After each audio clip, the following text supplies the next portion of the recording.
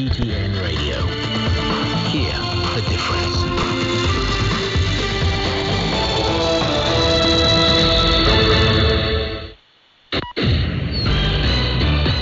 Now the news. I'm Shane Bickham. Chinese President Xi Jinping has called on China and France to jointly oppose acts of decoupling and fend off a new Cold War or bloc confrontation. He made the remarks while meeting President Emmanuel Macron in Paris. Both our countries should adhere to the original aspirations of establishing diplomatic relations, which are independence, mutual understanding, long-term vision, and mutual benefit, and enrich them with new features of the new era. We should continue to understand each other and jointly promote harmonious coexistence in a colorful world. We should also take a long view and work together for an equal and orderly multipolar world. President Xi said he's looking forward to Macron's next visit to China and that his country will boost the number of French students in China to over 10,000 in the next 3 years.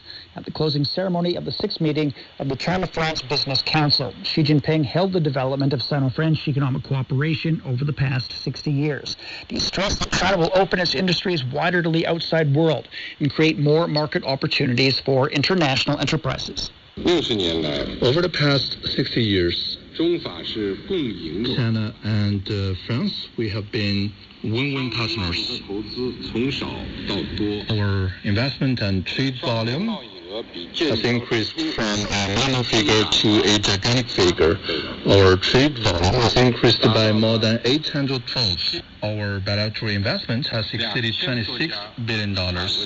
We have over 2,000 French companies deeply engaged in the Chinese market. He said China has decided to extend visa exemptions for citizens from 12 countries, including France, Germany, Italy, and Malaysia, on short-term visits to China until the end of 2025. While meeting with Macron and European Commission President Ursula von der Leyen, President Xi said that China does not have an overcapacity problem. He added that China and the EU have extensive common interests and broad space for cooperation in green and digital transition. Xi Jinping later attended a welcome banquet hosted by Macron at the Élysée Palace. China and France have issued several joint statements and signed multiple cooperation documents during President Xi's state visit.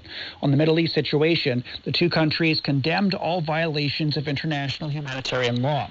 They called for an immediate ceasefire and the provision of humanitarian aid into Gaza, urging all parties to exercise restraint to avoid further escalation of tensions. The two countries support a two-state solution for Israel and Palestine, recognizing it as the path towards lasting peace. They'll also work on protecting biodiversity and marine ecosystems. The two countries believe it's crucial to boost AI's development and security and to push for suitable global governance. The two countries will also promote agricultural cooperation, vowing to boost joint efforts in the wine and poultry industries. The Chinese president's calling on China and Serbia to deepen and expand their comprehensive strategic partnership and pass on the friendship between the two countries. In a signed article ahead of his visit to Serbia, President Xi said he's willing to jointly promote world peace and development and promote the building of a community with a shared future.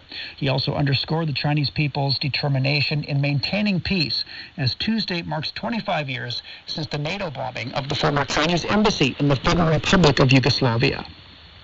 China's special envoy for climate change is leading a Chinese delegation to the United States for talks. The Environment Ministry says the Chinese team will speak with its U.S. counterparts on addressing climate crises. And climate envoy Liu Jianmin will also meet with representatives from the UN, local governments, and think tanks. Israel says its forces have taken control of the Palestinian side of the Rafah crossing between the Gaza Strip and Egypt. Humanitarian sources also say the flow of aid through the crossing is halted. Hamas has agreed to a ceasefire proposal from mediators, but Israel says the terms don't meet its demands. The UN Agency for Palestinian Refugees is warning of devastating consequences as Rafah is home to over 1 million Palestinians. NASA and Boeing have postponed the launch of the first Starliner crewed mission due to technical issues. The flight test will carry NASA astronauts Butch Wilmore and Suni Williams to the International Space Station. NASA says teams are evaluating an oxygen relief valve on the Centaur upper stage of the Atlas V rocket. And that's the news. I'm Shane Bickham. Discussion keeps the world turning. This Roundtable.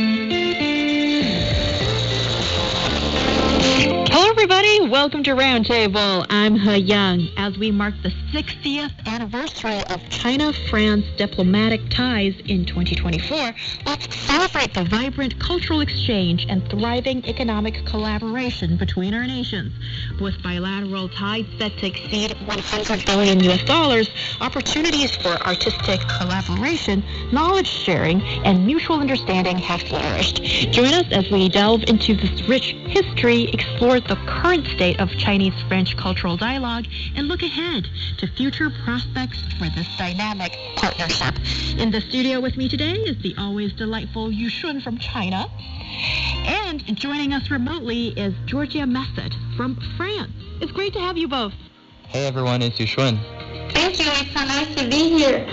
Great to have you guys, and let's dive right into today's discussion. Given that 2024 is the China-France Culture and Tourism Year, what initiatives are in place to boost tourism between the two countries, and how do they aim to enhance economic ties through cultural exchange? Well, let's go to you first. Yeah, of course. So what I heard is that there is an art festival called Croisement 60, or in English, I think it means Crossing 60, which is to celebrate the 60th anniversary of the establishment of diplomatic relations between China and France, and also the China-France Culture and Tourism Year. So this festival runs from April to December, features plenty of exciting events covering various fields such as visual arts, crafts design, drama, dance, music, performances, film, digital technology, and literature, etc. And all the activities span across China from north to south, from Harbin to Shenzhen, and cover a long period of time, offering a multitude of exciting presentations. And one really caught my attention and is also serving as the opening event of this festival, which is the large-scale exhibition, The Forbidden City and the Palace of Versailles. Yeah, so this is actually offering the public a chance to glimpse the precious collections of the Palace of Versailles. The exhibition brings together cultural relics and artistic treasure from both sides, and showcasing the long history and richness of cooperation and exchanges between France and China.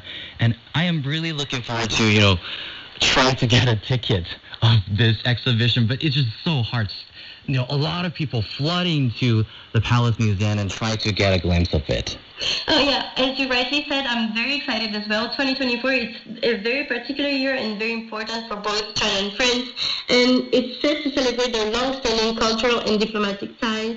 And there are many activities on the agenda, from our concert, tourism, promoting events, and special exhibitions, as you rightly mentioned, that caught my attention as well, the one featuring China's Forbidden City and the French Palace of Versailles. And this exhibition, so just to add, I think it symbolizes the profound and historical cultural linkage between the two nations, and it's something I would love to have the ticket as well to see in Versailles. I also think that one of the most important parts of this year will be regarding tourism, and France has experienced, and it's I find it important to notice a notable surge in Chinese tourism in the country, and also thanks to introduction of a visa-free policy in China for passport holders coming from numerous countries, including France of the European Union. This policy will allow travelers to go to China and have many more French tourists this year in China. Oh yeah, I also heard that the big airport in Paris, I think it is called Charles de Gaulle or CDG. This airport has transformed into a Chinese-friendly airport. So at this airport in Paris, flight and other information is available in Chinese on every signboard, and real-time information about flights to and from China is announced in Chinese, and even hot water is available considering the habits of Chinese tourists. And, the airport's official website, terminal information, video, and tax refund, tracking, and cash dispensers all have a Chinese interface. So I think through these moves, people from both countries can experience each other's culture and tradition, and finally deepen their mutual understanding through these kind of little trivia things. Well, you might say they're trivial things, but actually they're of significant matter for tourists. And I can say that for Chinese people, of course, the hot water is a must, but maybe for French people, I'm not sure if you're more inclined to have icy water. Well, regardless of the year, is that true? Actually, yes. Hot water is really not a thing in Europe, but especially in France. I could say that there is especially fresh water available in all the airports for tourists or everyone who wants to have sex. So getting to know each other's culture and appreciation, even towards water, and having this sensitivity towards tourists, I think it's something extremely important that marks this year and the friendship between the two countries and so different cultures that come across together. Absolutely. And do you mean that you can drink from the fountain? Oh yeah, there are little fountains at the airport where you can either drink from it or just fill your water bottle or whatever you brought with you for traveling. That's awesome. See, there are already these little things that are really useful to know for tourists. And of course, with a speedy and clear direction of how to get your tax refund is super important for international tourists, I suppose, regardless of your nationality. But the Chinese directories on the interfaces are definitely very useful. And I also like to circle back to one thing that both of you have mentioned, which is the very exciting collaboration between the Palace Museum / the Forbidden City and the Palace of Versailles, because this is not something that out of thin air do these two very prestigious museum institutions decided to join hands, but our history go way back to the 18th century. So Louis XIV put in place the context of his relations with Emperor Kangxi, which took the form of initiatives such as as he dispatched his lieutenants to China in 1685 to serve at the Chinese court as mathematicians to the king. And this process paved the way for the two nations to begin forging a relationship built on mutual trust and admiration, one that remains unfamiliar to many and lasted until the 18th century. And this special diplomatic relationship and mutual respect helped usher in French appreciation for modern China and Chinese artistry. And in France, the court's love affair with China and Chinese art shines through in a variety of different ways. And we're talking about Chinese artworks being imported, altering certain imported artworks, notably adding gilt bronze frames to porcelain pieces and using lacquered panels on French furniture, imitating Chinese products such as the frenzied quest to track down the secret to making kaolin porcelain, and Chinese art's marked influence on French art, particularly in the field of decorative arts. And meanwhile, in the Chinese court, many of these French artists and mathematicians also followed after the arrival of the mathematicians of the king, and some of whom served the court for a very long time. With them, as intermediary, French culture had an important influence on many fields such as science, art, architecture, medicine, mapping, and so on in the Qing court. And for anybody who's visited the Forbidden City, the clocks gallery will definitely leave an indelible mark, and definitely that's something we've seen like in this exhibition between these two museums, and it is very exciting for all in our country as well as I suppose those in France to get a taste of our shared history, cultural exchange, and possibly pondering about the future. So there are so many things happening, and for anybody who's visited France or of course, you'll need to go to Paris. Of course, you'll need to go to Versailles. And I still remember in 2007, when I visited the Palace of Versailles, I was astounded. As someone from China who's familiar with the grandiose of scale, architecture, space, and art, I was astounded by how different and opulent and also hugely baroque and exquisite the Palace of Versailles has to offer. So I think for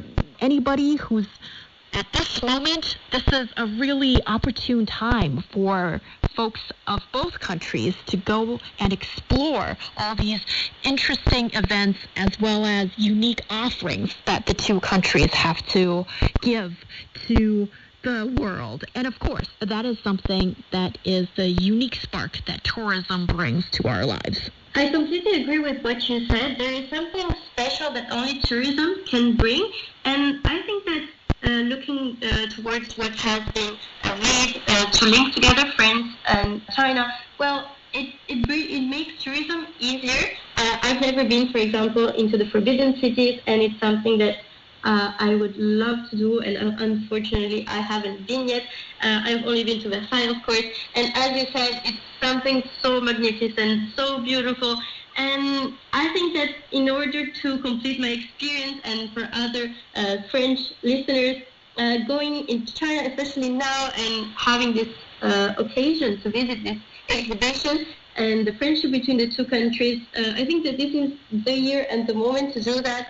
And it's something, as you said, tourism only can bring. Yeah, absolutely. And with that Quasimon 60 festival that you should mentioned, it is the biggest cultural event outside of France, coming from France. And also, it will be featuring more than 400 activities in over 30 cities in China this year. So there are plenty of things for you to discover if you are here in China.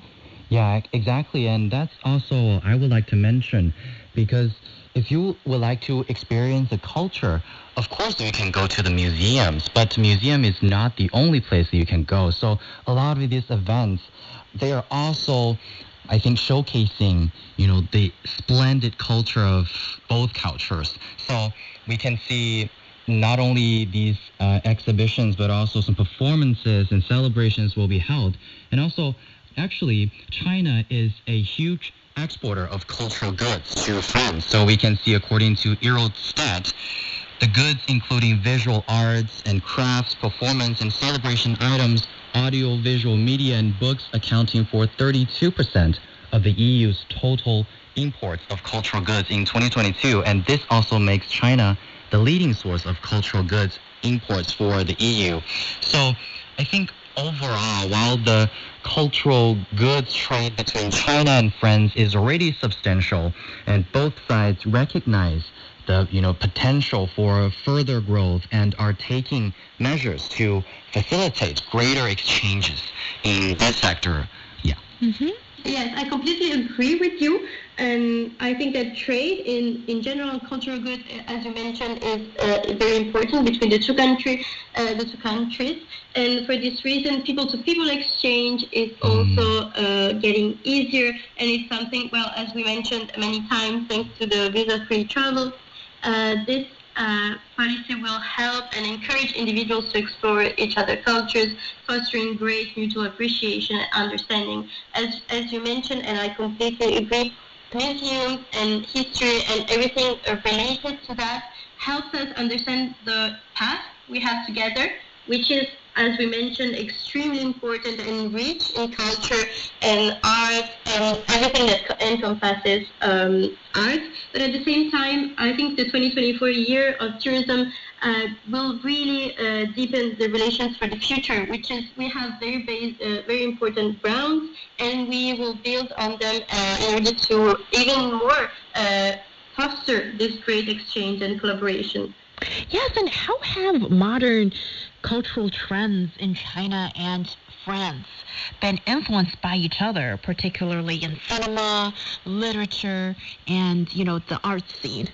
Well, I think that the cultural exchange between both China and France has significantly shaped modern cultural trends in both countries. I wanted to encompass more the domains of fashion, cinema, and literature, as you mentioned. And I think that this dialogue between the two countries has been fostering a very vibrant fusion of both tradition and modernity, which is something that both countries are very unique in, having such a rich cultural heritage, but at the same time, so many new fashions and things happening. So I think that starting from fashion, in the realm of fashion, the influence is bidirectional, yes. Talking about literature, literary exchanges between China and France are extremely important and have been very important, marked by mutual exploration of the tension, as I mentioned, between tradition and modernity. I wanted to cite just contemporary Chinese writers such as Yu Hua that reflect the tradition and practices, while at the same time they engage in modern-day issues. And that resonates with some other French authors who balance historical influence and contemporary relevance. So this literary dialogues that are happening and have been happening have allowed authors from both cultures to share perspectives and enriching both literally a landscape.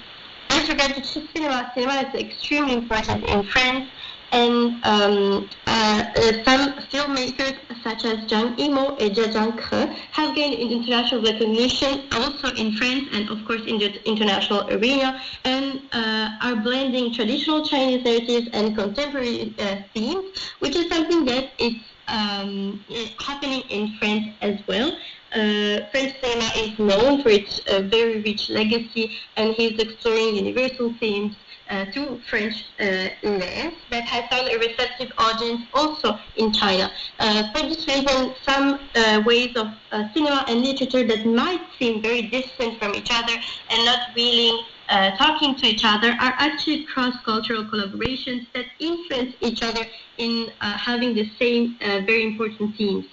Yeah, actually, that also reminded me of that, the great combination of art. I remember at this year's Spring Festival Gala, artists from China and France actually performed together on stage, interpreting musicals and showcasing the exquisite French art to the Chinese people and also the world. And that is actually allowing people to experience, I think, the romance of art from France, I think. And actually back in 2017, China and France have agreed to develop cooperation through many exchange of expertise and training programs to preserve and utilize a lot of these, cultural and heritage sites, which I think reflect our cultural diversity. And I think this includes organizing exhibitions, seminars by institutions like the Pompidou Center in Paris and the Museum of Fine Arts Westbund in Shanghai. So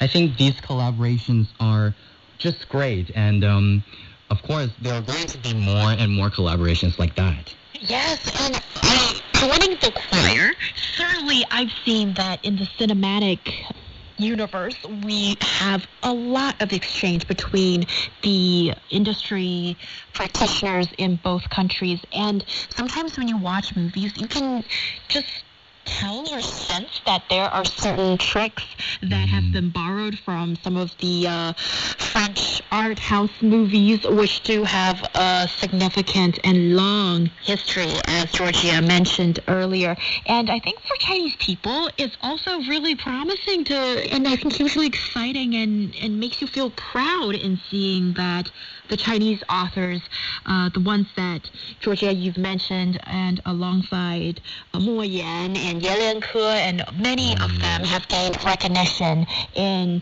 France and in other international countries as well. And I think this might be a little bit of a misnomer of some sort, but I look at some of the details or trends published by the international book fairs, and it was really astounding to me that the readership numbers are really high in France, and also to see the Chinese authors, their books sell in France. I thought that was a really interesting fact to take note. And these cultural exchanges have enriched the artistic landscapes for both countries, leading to the emergence of new creative synergies and the cross-fertilization of ideas. Over the past 60 years, how have cultural exchange programs between China and France evolved, and what the impact have they had on the mutual understanding and appreciation of each other's cultures? Yes, as you mentioned, one of the most important parts of this dialogue between these two cultures is rediscovering the shared heritage we have through cultural exchange programs that allow people to rediscover each other's heritage, fostering insights into tradition and artistic expression. So thanks to many initiatives that have been going on, I just want to cite the Hello China, which is a tourist promotion event that encourages exploration of each other's nation, and of course, the China-France Year of Culture and Tourism, which is this year a decade of fine arts and exchange that has laid solid foundation for diverse collaboration, as we mentioned.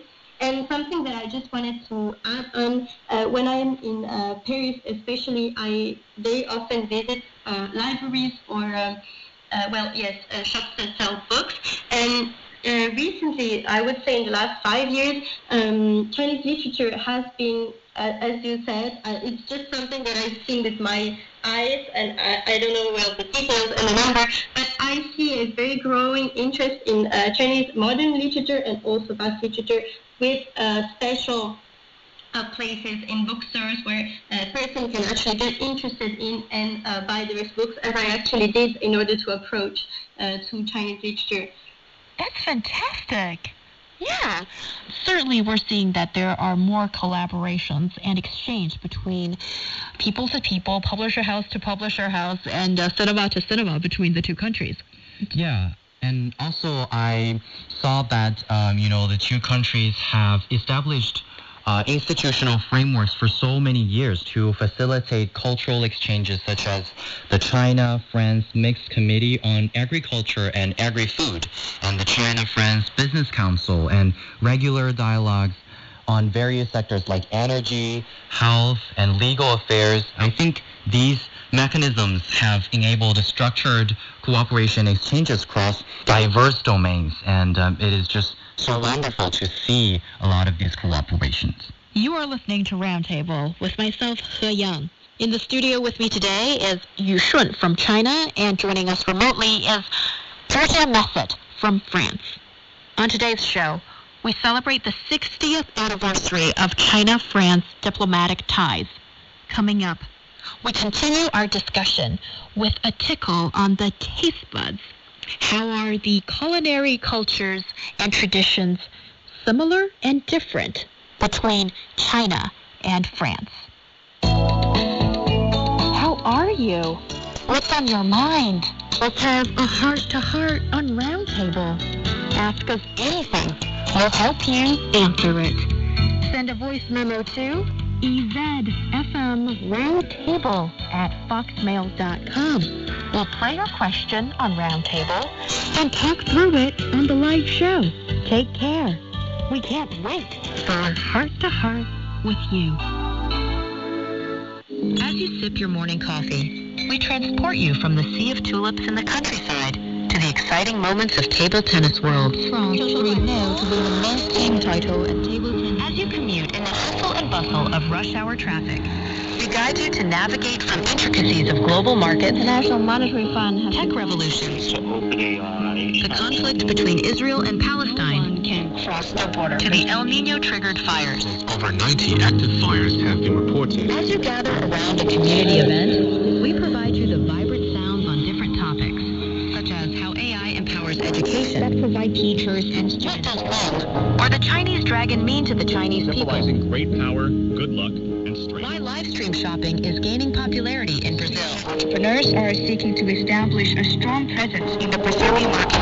CGTN Radio, your constant companion to connect people through sharing insights, interviews, and opinions that help us to see the world. Together with CGTN Radio, hear the difference. download the CGTN app to get more valued information. Strong wind was howling and whistling. He was the first Chinese citizen to graduate from Yale University in the mid-19th century. I was born on the 17th of November. She had prominent features. 3 of us were old enough to lend a helping hand. He navigated between two vastly different cultures and moved further to realize his dream and promote understanding between the people of China and the United States. Ye Mingxing was a native of Hanyang and realized the danger. China is really awakening. Come and join us in discovering the incredible journey of Yong Wang in his autobiography, My Life in China and America. Check out the Audible stories on radio.cgtn.com and all major podcast platforms. To search for the podcast Books and Beyond and find My Life in China and America.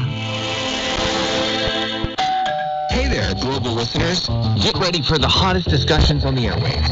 Roundtable, your passport to the heart of China's buzzing society. Pressing issues, lifestyle trends, and impactful policies, we're tackling them head on with wit, wisdom, and a whole lot of fun. Discover the real China through the eyes and voices of its people. Gain a unique global perspective on topics that resonate universally. Tune in and turn up the excitement on Roundtable as we bridge gaps and break barriers one discussion at a time. Don't just listen, be transformed. Discussion keeps the world turning. This is Roundtable. You are listening to Roundtable with myself, He Yang. I'm joined by our very own Yu Shun and special guest, Georgia Massett from France. To mark this important milestone of 60th anniversary of China and France establishing diplomatic ties, we examine how the cultural exchange between China and France has flourished, fueled by the expansion of economic and trade links, as well as tourism and cultural exchange within the last 6 decades. Please stay tuned as we explore this rich history and look ahead to the next chapter of Chinese-French cooperation. When you have a French person and a Chinese person together, we gotta dive deep into the cuisines. I believe that the peoples of both countries are very proud of their cuisines, and there's definitely a very rich history that goes way back. And have you seen sort of the ways that maybe the two styles of cuisines have crossed paths, if not, the popularity of the French cuisines here in China and the popularity of Chinese cuisines in France?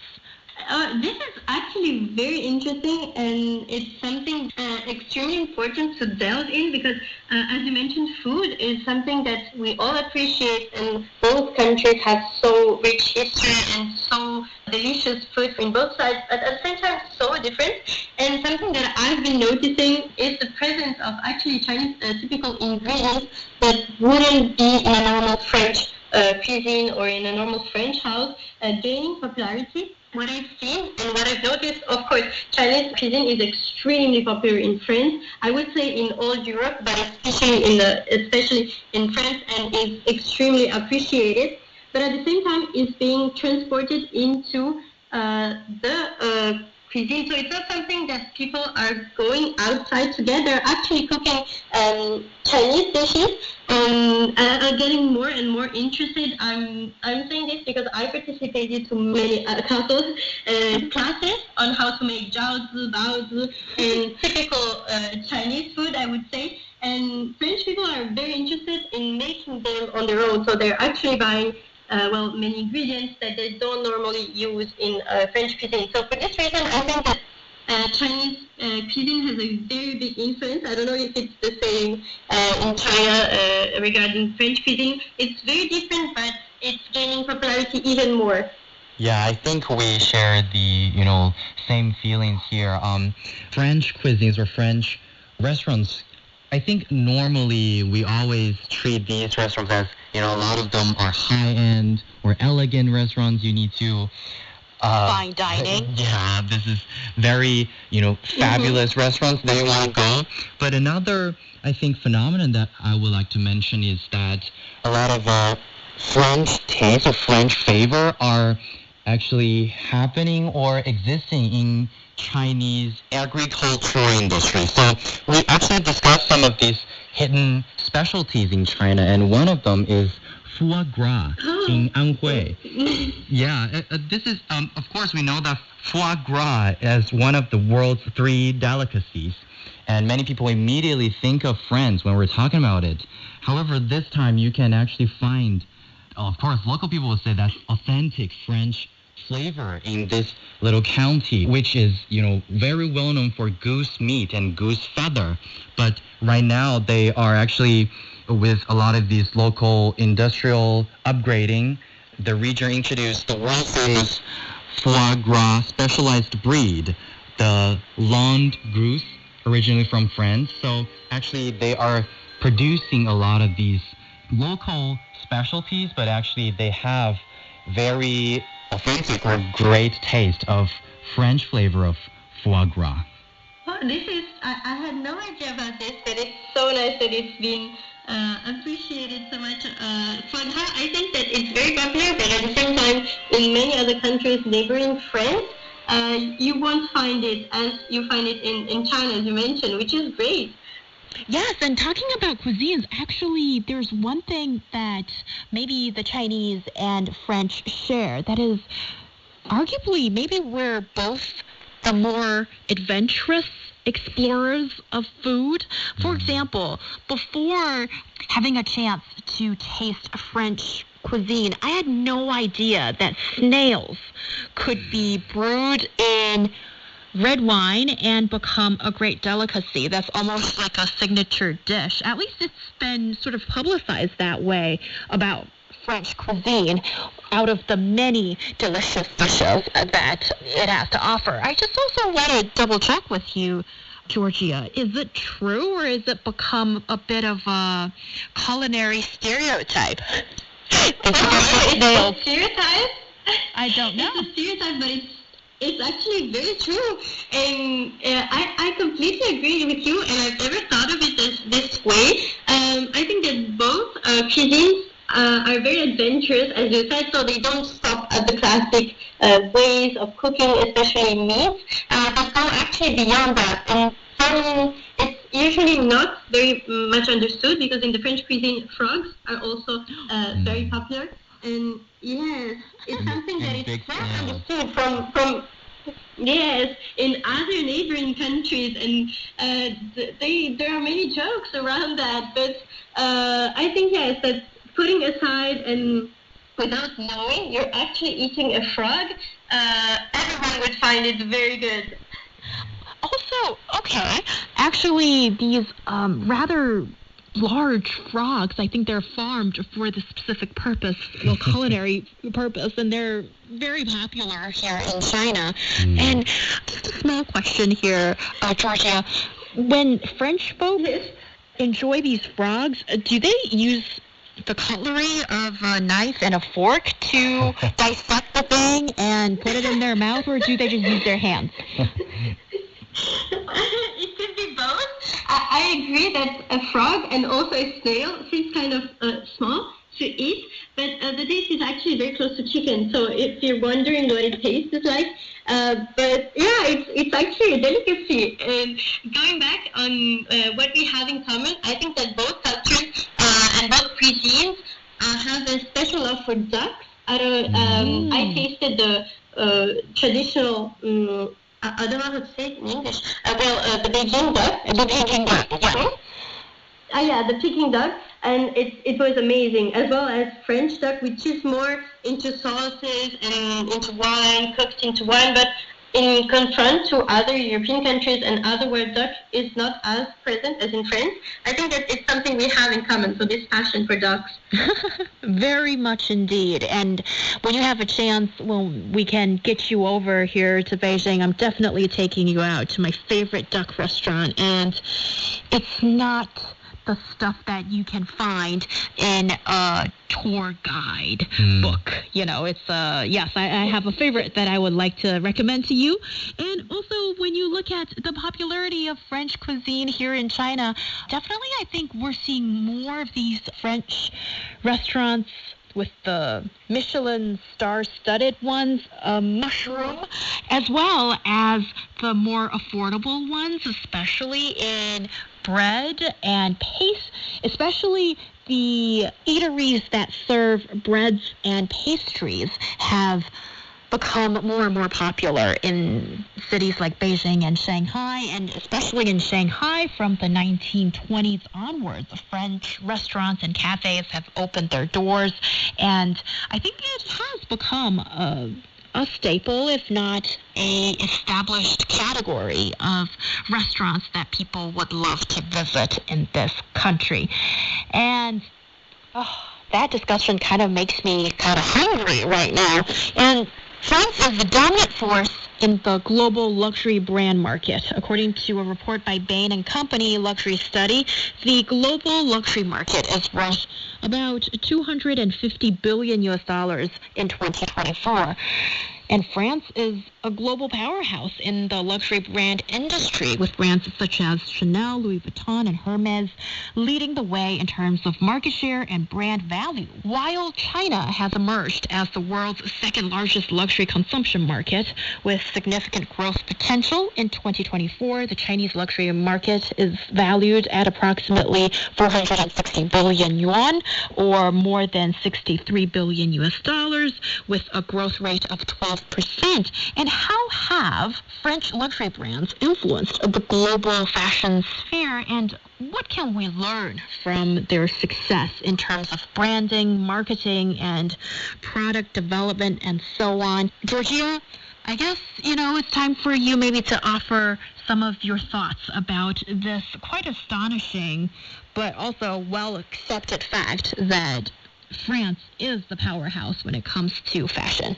Yes, absolutely. And I think this is kind of a national pride and something everyone is really proud of. So I would say that French luxury brands have left a very important mark on the global fashion sphere and have shaped industry standards and consumer expectations to this day.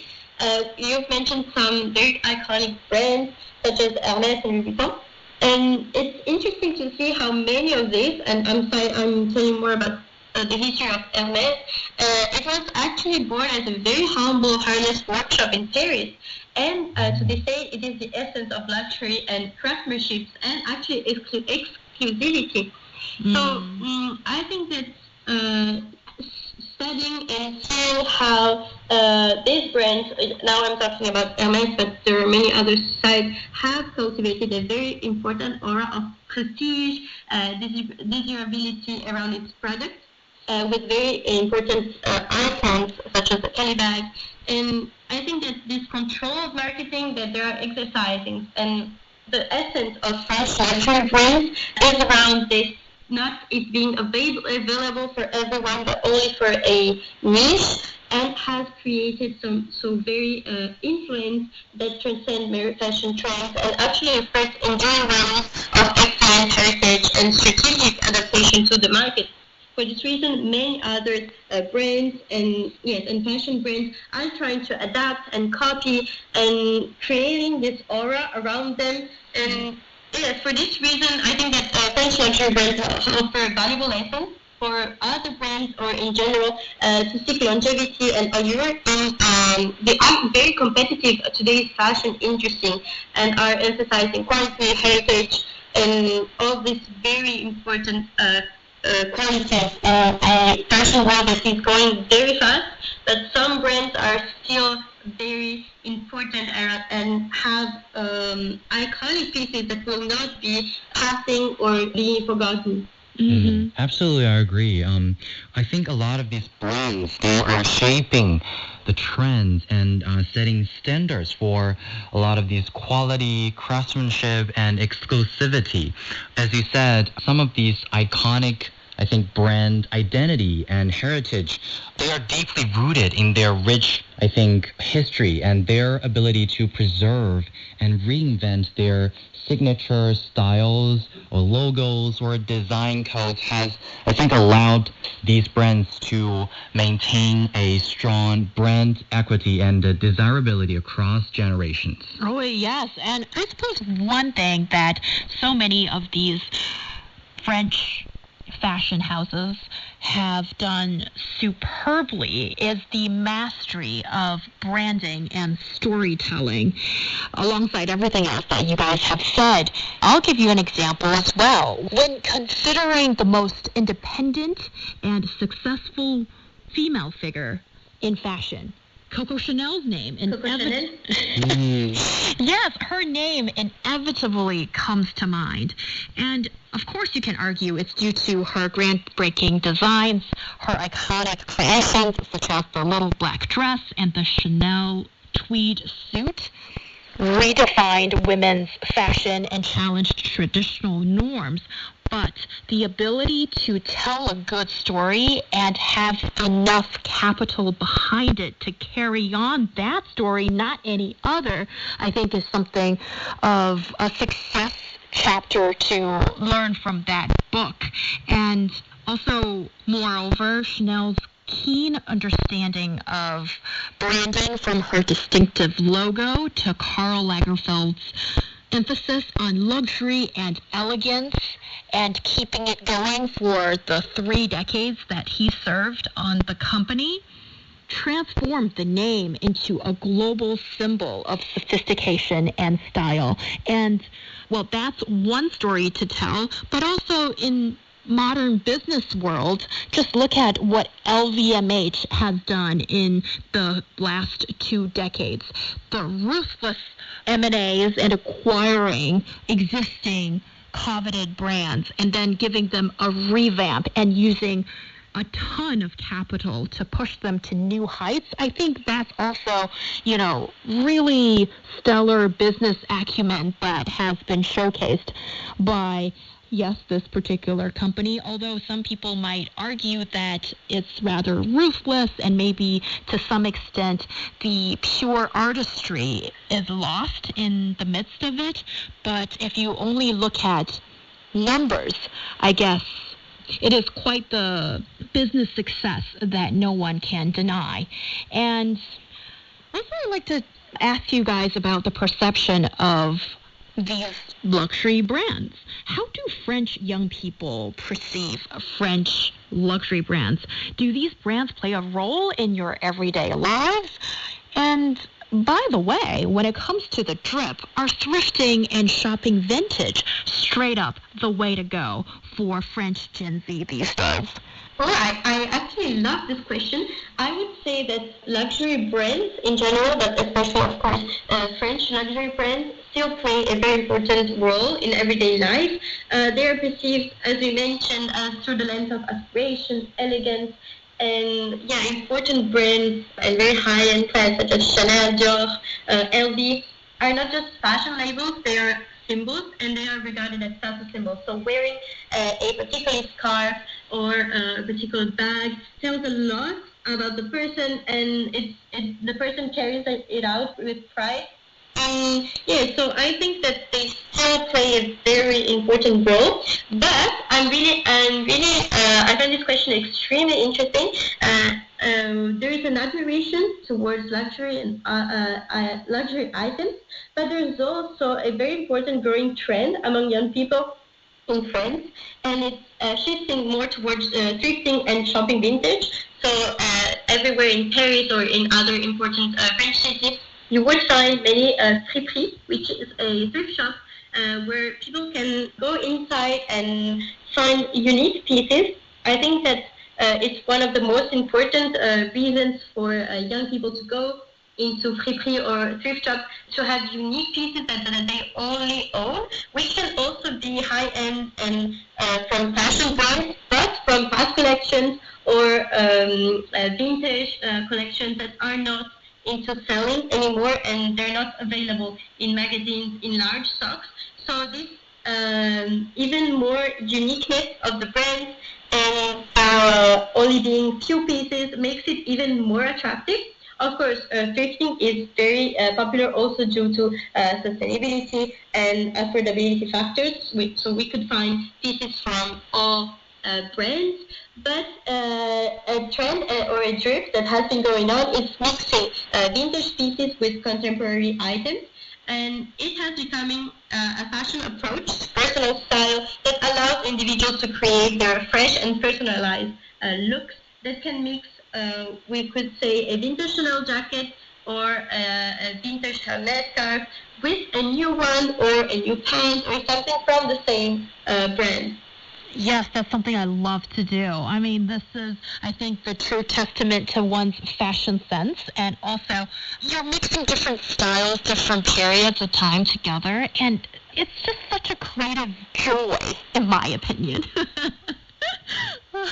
I love that. Yes, it's so interesting. It's something that you pick yourself. Mm-hmm. So it's not something that you find in the store available in large quantities, but it's something that you choose and you style however you want. So it's really your way of doing style or reloving something that has been made maybe for a different purpose or in a different time frame. And I think I completely agree with you. This is so nice about fashion, the way it can be reinvented. Yes, and also maybe this is showing that the younger generation moving beyond conspicuous consumption and demonstrate their personal style in a more authentic, environmentally conscious ways. And, well, this is actually something that I'm curious to hear from our listeners, and I would invite our listeners to come up with your own observation. That is, are we moving beyond conspicuous consumption? Is it that maybe the really fit physique or good health or, fabulous style that is not mounted by dollar or yuan signs become something that is coveted for? So we'll see what happens with that. And guys, with the Paris Olympics approaching, how do you envision the event showcasing France's rich cultural heritage and innovative spirit? And what opportunities do you see for strengthening international relations through this global stage? Yes, actually we can see a large number of mascot figurines and toys actually will be manufactured in China, and I heard that 80% of these mascot figurines are made in China. So actually, I saw that according to statistics from Yiwu Customs. Yiwu is actually a city in Zhejiang province in southern China. So from January to February this year, exports from Yiwu to France reached 540 million yuan. That's about $74 million, which is a year-on-year increase of 42%, with exports of sports goods increasing by more than 70%.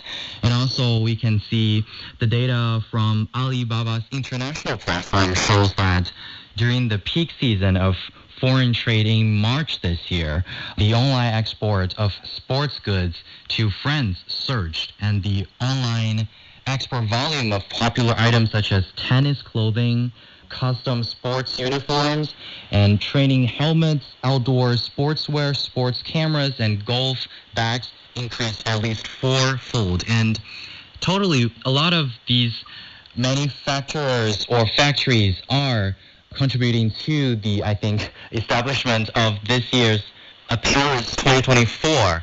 So we're going to see, I think, of course, a fabulous sports event, but also a lot of these, surrounding products are also going to showcase their vitality from China. This is actually very interesting to see how the numbers soar and how exchanges between the two countries is improving, and it shows how the Olympics, as you mentioned, and I completely agree, is not only about sports, but everything that encompasses and goes around. So I would say that the feeling in France is everyone is very excited for the Olympics, maybe a little bit stressed also, but I think it's a good stress. And yes, but there's of course a lot of tension, but it's also an opportunity to showcase cultural heritage and collaborate with actually the world. And there are many collaborations between China and France, and I think that one of the most important is the expertise that China has in having already had the Olympic Games in 2008.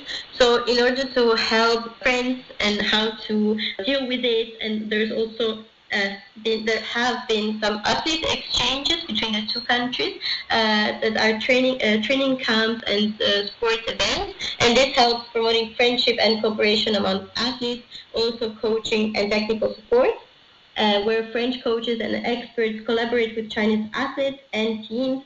And I think this is very important in order to promote Olympic values and how sports and both countries, the values that we actually want to promote is friendship, respect, and excellence, since both countries and all countries in the world excel in very different sports. And it's such an occasion to strengthen bilateral relations, already being in the year of tourism of this very important 2024 year. I think that the Olympic Games play add something to this year and help strengthen the relations between the two countries. Yes, and looking forward, what do you see for the next decade of Chinese-French relationships, especially in the realms of culture, art, trade, tourism, and all the things we mentioned? I think that I would expect even more cross-cultural collaborations between French and Chinese artists in the scene of cultural exchanges. So from exhibitions, performances that's already present. But I think that since we've been growing so much in both art, creativity, cultural exchanges, and both trade and economics, this is expected to grow even more. And this year will mark a milestone for this collaborations in everything. Going back to tourism and travel, I think that from this year and going on further, Frenchers will explore China's historical sites. And I hope that the visa-free policy will go the other way around, so that Chinese tourists will flock to France and will experience cuisine, landmarks, and also frogs, so everyone can have this special experience.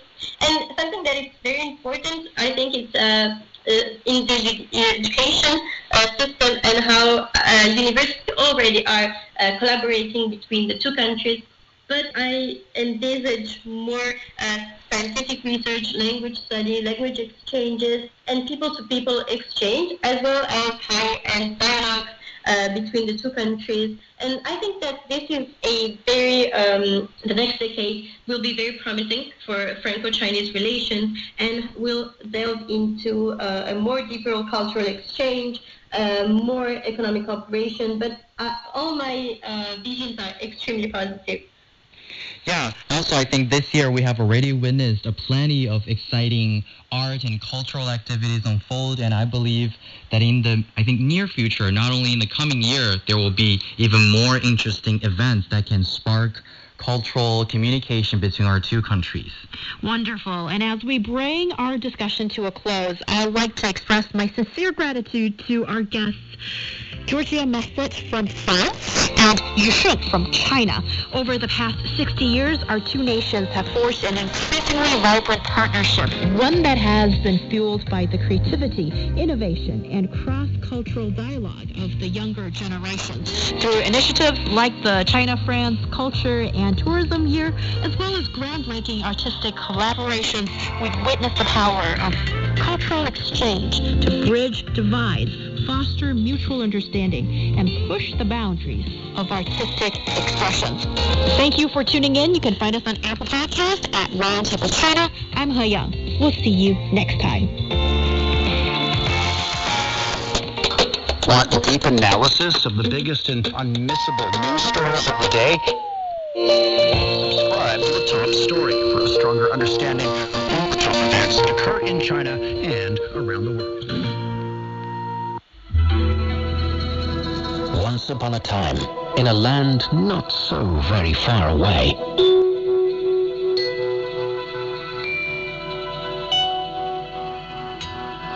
stories were told of the brave and the bold.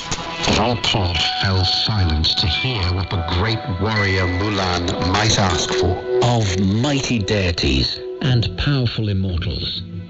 Immediately, the shimmering skin started to grow before his eyes. Of fated love and love sanctified. In dawn's golden light, New Long said, Marry me. Of great journeys across fantastical landscapes. So the cat and the mouse climbed on the dog's back, and the dog swam across the In the company of friends and enemies and unimagined beasts. Good to see you. Of ordinary folk with tantalizing stories to tell. Heroes and heroines all. It's incredible. How did you do that? Tales of sad sacrifice and victories snatched from the jaws of defeat. Stories of the wise, the accomplished, and the quick of mind. 5,000 years of amazing Chinese folk tales. You'll find Chinese Folk Tales Season 3 wherever you discover your favorite podcasts.